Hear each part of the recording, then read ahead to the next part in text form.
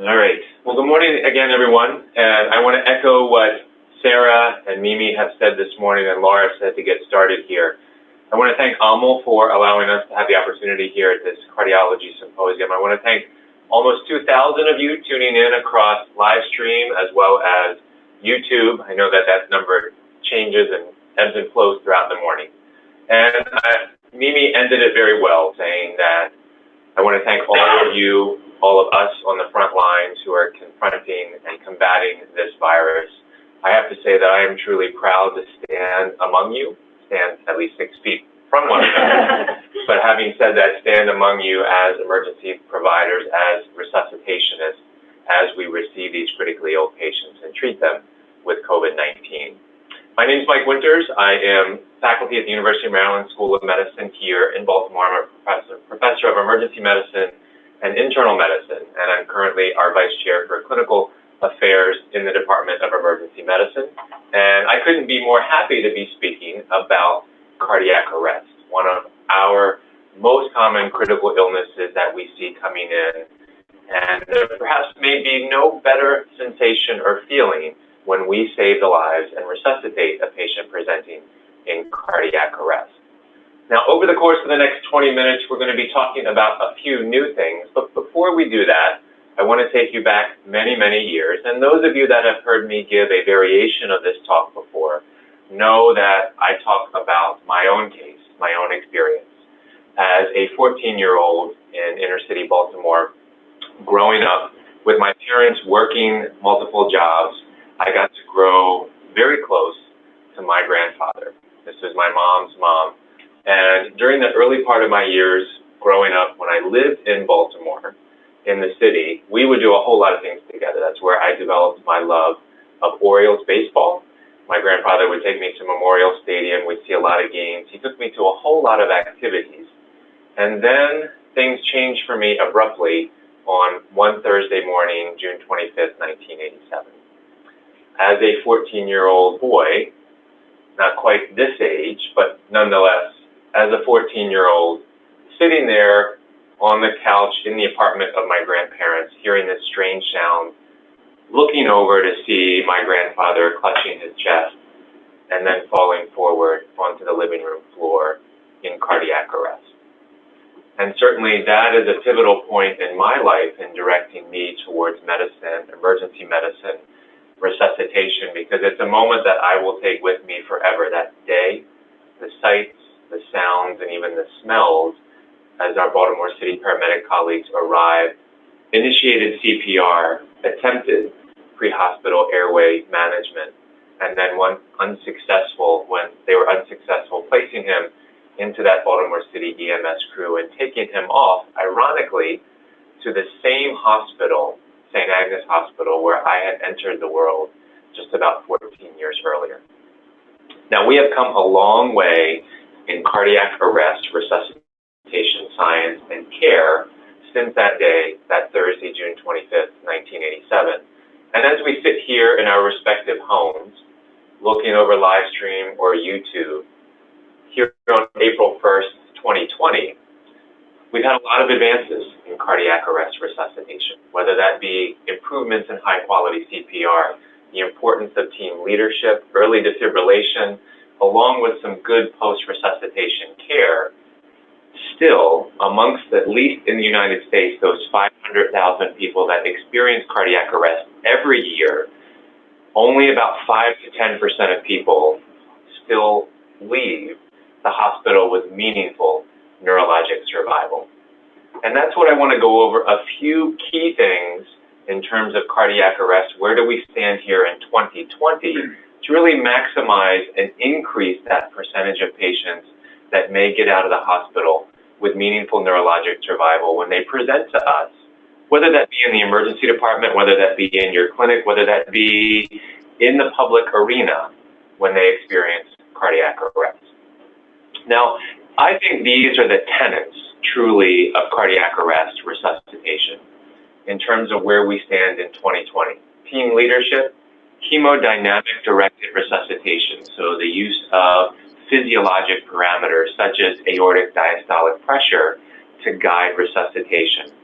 high-quality CPR, early defibrillation, along with some novel therapies, and many of you have eCPR programs. They may be on pause right now with respect to patients presenting with suspected COVID-related cardiac arrest, but nonetheless, eCPR programs, and then really good post-arrest care.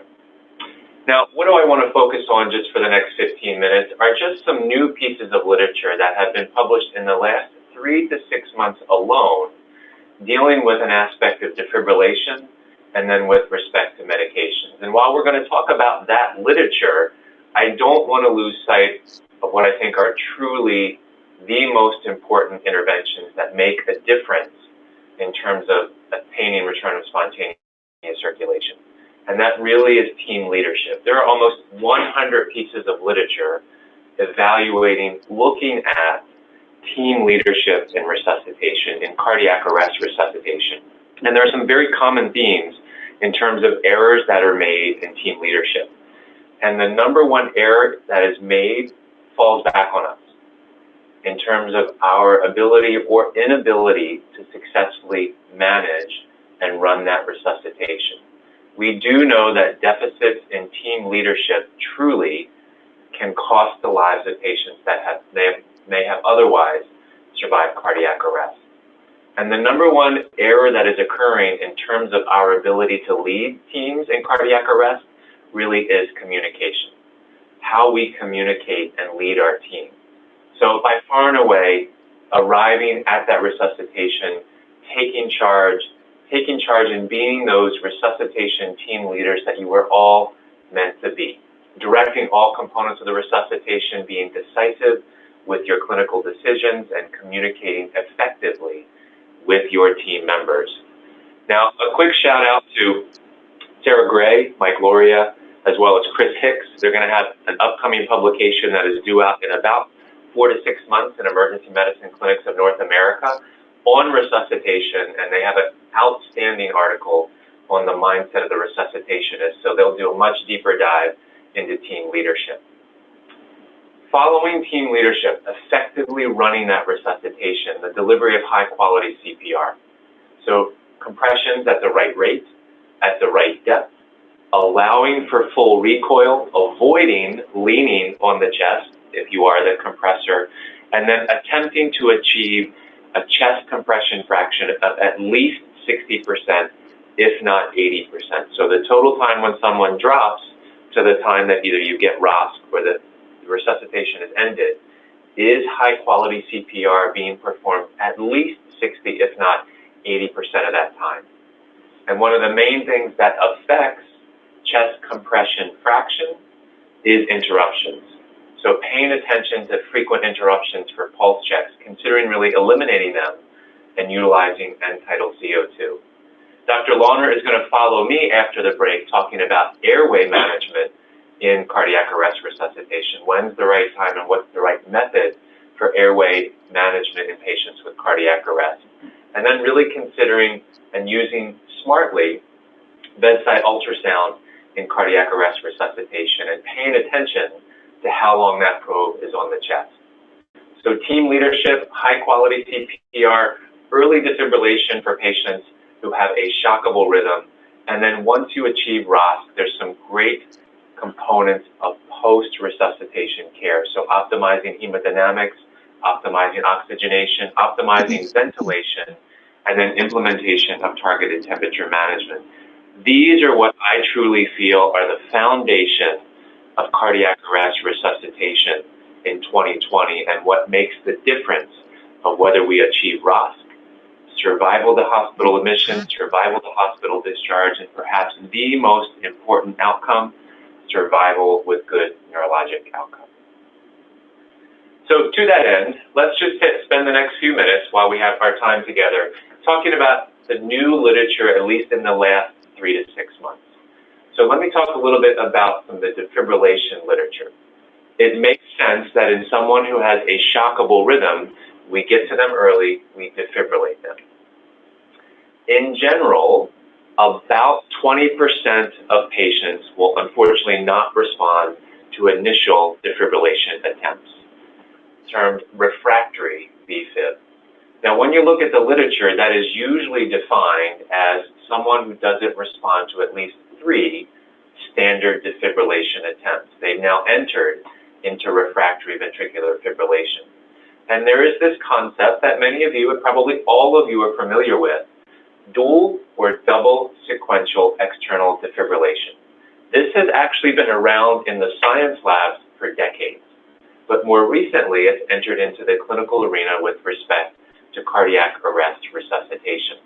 We've got a number of case reports and case series that have demonstrated the benefits, or have demonstrated in patients who received dual or double sequential external defibrillation, they've achieved sinus rhythm, or ROS, following VFib or pulseless VT. Now, those case reports certainly are subject to publication bias. Interestingly, in some more limited observational trials, it appears that there may in fact be a lower survival rate with dual or double sequential external defibrillation. Right now, there isn't a standard method. So we don't have a standard agreed upon placement of pads, the energy, the sequence of double or dual sequential external defibrillation. And as it stands today, there's no randomized trials that have been published demonstrating the efficacy. So for many of you listening and looking in from around the world, you are very familiar with ILCOR and the Consensus on Science and Treatment Recommendations. They are about to release the 2020 resuscitation guidelines. This will be out in September and October. And there was a lot of statements with respect to ILCOR opening up for public comment. That period has now ended. And so it looks to be in October what ILCOR manuscripts in preparation, what they will be recommending is they suggest against routine double or dual sequential external defibrillation, because primarily those observational studies showing lower survival. Now, this is going to be a weak recommendation in the upcoming manuscript. But that brings me to a study that was actually just published just a few months ago, not necessarily included in that open comment period on the COSTAR treatment recommendations for ILCOR. So this is an important piece of literature to know in terms of the cardiac arrest science here in 2020, just published, I think, 2 to 3 months ago. This was the dose VF. Importantly, this was the pilot trial. The full RCT is still ongoing. But the pilot trial was a 3-arm crossover RCT performed in EMS agencies in Ontario, Canada. Now, the intent of this particular pilot study is to determine, is a large-scale RCT feasible? Is it safe? And then as a secondary outcome, what was the efficacy on VFib termination as well as ROS rates? So they have enrolled adult patients with non-traumatic cardiac arrest who had refractory VF, so they did not respond to 3 standard defibrillations, and it was presumed to be cardiac etiology. Now, all of these patients had the same treatment. EMS arrived, CPR is started, defibrillation pads are placed in an anterior lateral position, and patients were defibrillated at least 3 times. And if they failed to respond, they then entered into this refractory VF pathway. They were randomized to 3 different strategies. Strategy 1 was continued standard defibrillation with pad locations in the anterior lateral, most common, or what we teach, location. Treatment strategy 2 is the pads were then changed to the anterior posterior location, and they called that VC strategy, or VC defibrillation from a nomenclature standpoint. And then the third defibrillation strategy is they kept the anterior lateral pad and then placed a second set of pads anterior posterior, and that's the double or dual sequential external defibrillation arm. Now, the primary outcome, once again, was, is this feasible to do an RCT evaluating double or dual sequential external defibrillation? That was the primary outcome. Could they recruit enough patients, and in those patients, could they effectively strategize or randomize them to the one of 3 strategies, and did they receive the allocated or randomized treatment or defibrillation strategy? Was it safe? So was there defibrillator damage or patient injury? And then as a secondary outcome, they looked at the rates of VF termination along with ROSC rates. So they had 152 patients. You can see a little lower on the standard defibrillation pathway. Others had a higher number of patients recruited into the AP pad location or the dual sequential defibrillation. Yes, the primary outcome, they got enough patients, and patients in those different treatment strategies got the allocated shock. So primary outcome, check. Now in terms of VF termination, in patients with refractory VFib, you can see that those in the second two treatment strategies, either AP, pad location, anterior-posterior, or the dual sequential external defibrillation pathway had higher rates of VFib termination and also higher ROSC rates without injury to the equipment itself, so no defibrillator damage, and without patient injury that they primarily defined as chest wall burns. Now, having said that, this is the pilot study, and the full RCT is now ongoing. Understand that in a few months, you'll see the ILCOR statement where they're going to suggest against dual sequential external defibrillation because of the low quality of evidence. It's a weak recommendation against. But now we've got the dose VF pilot study. As a secondary outcome, it did show higher VF termination, not only in the double or dual sequential pathway, but also even in the anterior-posterior pad location. And even that was a little bit higher than the dual sequential external defibrillation pathway. So at the very least, in patients with refractory VF, really consider, if you don't want to or don't have the ability to implement double or dual sequential external defibrillation, moving the pads to an anterior-posterior location. All right, so the second new evidence and the more controversial component of new literature here within the last 3 to 6 months revolves around medications, namely vasopressors, namely epinephrine use in the setting of cardiac arrest. And all of us tuning in are very familiar and know the Paramedic 2 trial. We're not going to do a deep dive into Paramedic 2, but just to reorient, level set everyone, recall that Paramedic 2 was a multi-center randomized double-blind placebo-controlled trial performed in 5 EMS agencies across the UK to determine if epinephrine was beneficial in patients with out-of-hospital cardiac arrest. They had 8,000 patients randomized either to epinephrine or placebo. And recall that in terms of the results from the time patients that the 911 call went out to the time of first epidose was about 21 minutes. And recall that, yes, in patients who received or were randomized to epi, there was a higher pre-hospital ROSC rate. There was a higher 30-day survival, which was their primary outcome, and a number needed to treat of about 1 in 112. But really no significant difference in survival with favorable neurologic outcome, albeit those that did survive and received epinephrine had a higher incidence or prevalence of unfavorable or worse neurologic outcome. Now, to that end, the new literature, so in the last few months, at the end of 2019 in Resuscitation, Vargas published a systematic review and meta-analysis looking at epinephrine and looking at those same goals. What were ROSC rates, survival to admission, survival to discharge, and ultimately, was there any change in favorable neurologic outcome? They took a look at all studies, predominantly RCTs, in adults with out-of-hospital cardiac arrest that received epi and compared that with some placebo or control.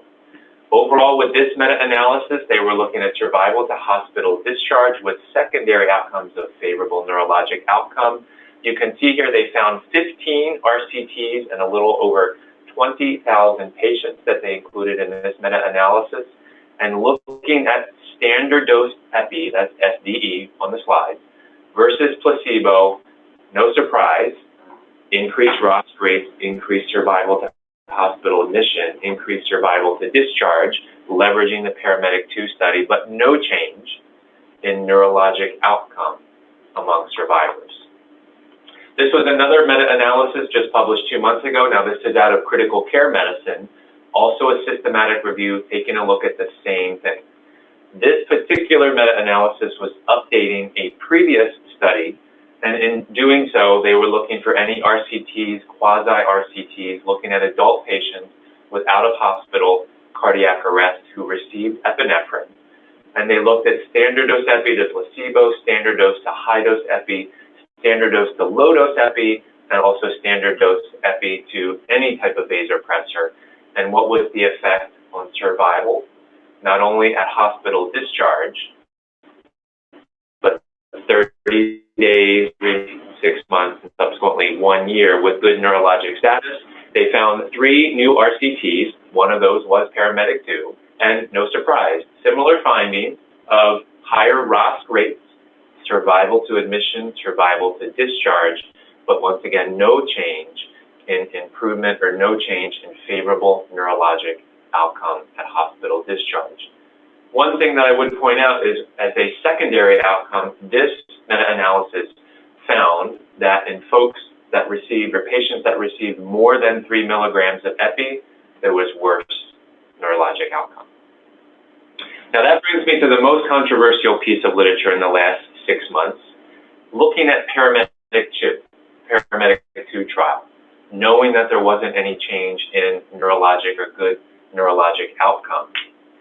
Taking into account other studies, the AHA, American Heart Association, published their 2019 update. And this was a focused update specifically looking at ILCOR's consensus on science and treatment recommendations, looking at what ILCOR did, the studies that they evaluated on their upcoming statement, and AHA performing their own systematic analysis. This update was specifically directed at advanced airways, which Dr. Launer will get into momentarily, vasopressors, as well as ECPR.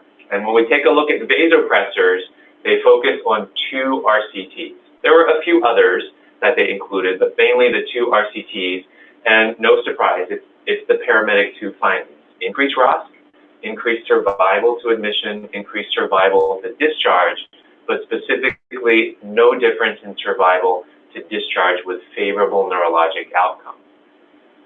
They even highlighted paramedic 2 that there was no change in terms of favorable neurologic outcome. And recall in the 2010 and the 2015 AHA updates, they used the phrase, it is reasonable to consider epinephrine in patients with cardiac arrest. A little bit weaker recommendation. However, even in light of paramedic 2 trial, the wording is now changed. This is important. This is now changed to a class 1 recommendation. So that it's gone from reasonable to consider to recommend. And that's based primarily, and they state it is on the increased ROSC rates, increased survival to admission, and increased survival to discharge, even accounting for the fact that there was no change in neurologic function. Just be mindful that the AHA has now moved that up to a class 1 recommendation, and they've also highlighted the fact that drilling down from paramedic 2, citing that in non-shockable rhythms, there was a signal that it may be associated with improved neurologic function and hospital discharge for those that had PEA or asystole. They've recommended, or now considered reasonable, especially in non-shockable rhythms. So a big piece of literature at the end of 2019, increasing AHA's stance with respect to epinephrine, changing it to a class 1, recommend, especially in non-shockable rhythms. 2 last pieces of literature that we're going to just come down the home stretch. This is all on your slides, but what about timing? There's a great publication by Brian Grunell taking a look at that dosing interval with epi. Is it 3? Is it better than 5 minutes with respect to giving epi early?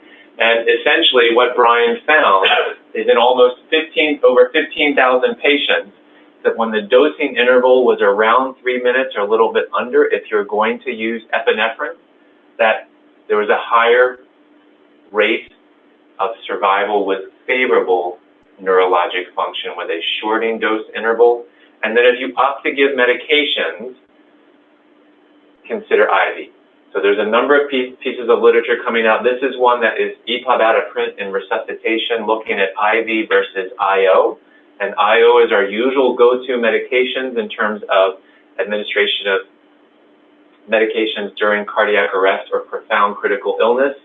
In essence, this particular study looked at patients who got epi IV or IO on survival to hospital discharge. And overall, in over 35,000 patients, most were getting medicines IV. You could see those that got IV were a higher ROSC rate pre-hospital, higher survival to discharge, and a slight higher signal of favorable neurologic outcome. So you'll see in the ILCOR statements coming up in October that they are moving more towards an IV recommendation when feasible. Continue to use IO when it's not feasible or you don't have IV access, can't obtain IV access, but really recommending IV administration over IO. So in terms of what's new in cardiac arrest here in 2020, certainly with those tenets, it really comes down to effective team leadership, high quality CPR, early defibrillation, and good post-cardiac arrest care. Know about the DOSE VF pilot study for double or dual sequential electrical external defibrillation. At the very least, consider changing pads to an AP direction.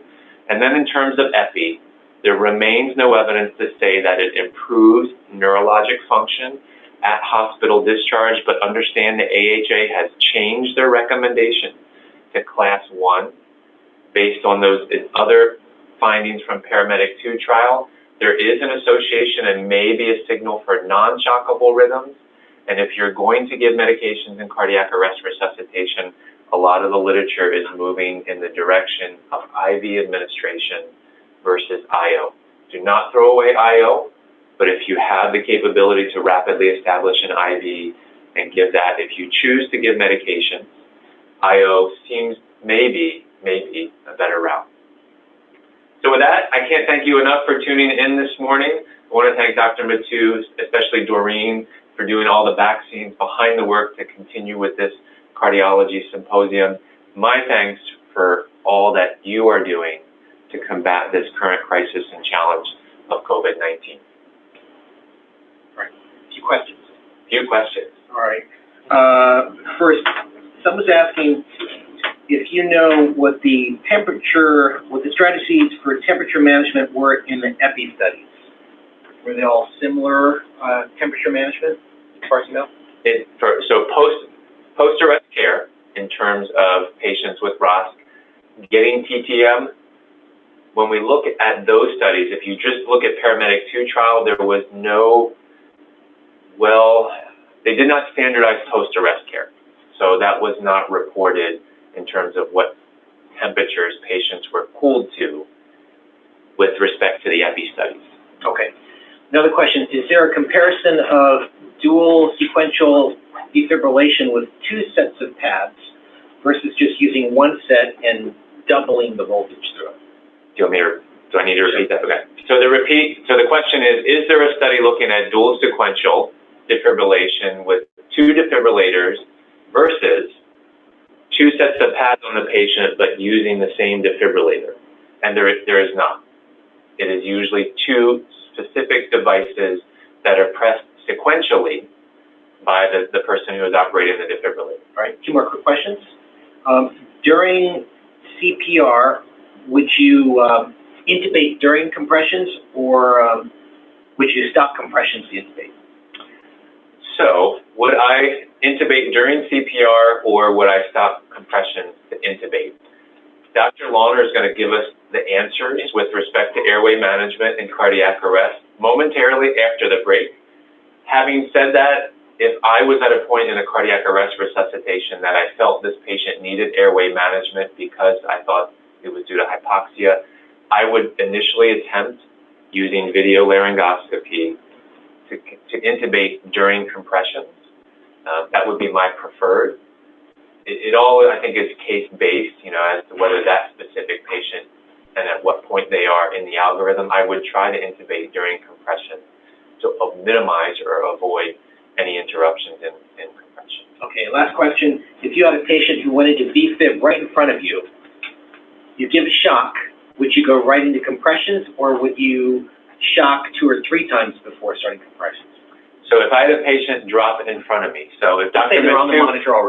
Mathieu went down here and he was in VFib, I would rapidly defibrillate him and immediately perform high-quality compressions before coming back around to another rhythm analysis, rather than just shock, see, shock, and shock again in rapid succession. All right. Thank you very much. Thanks. We'll start back up at 10:10. We are going to start back up at 10:10, so brief break.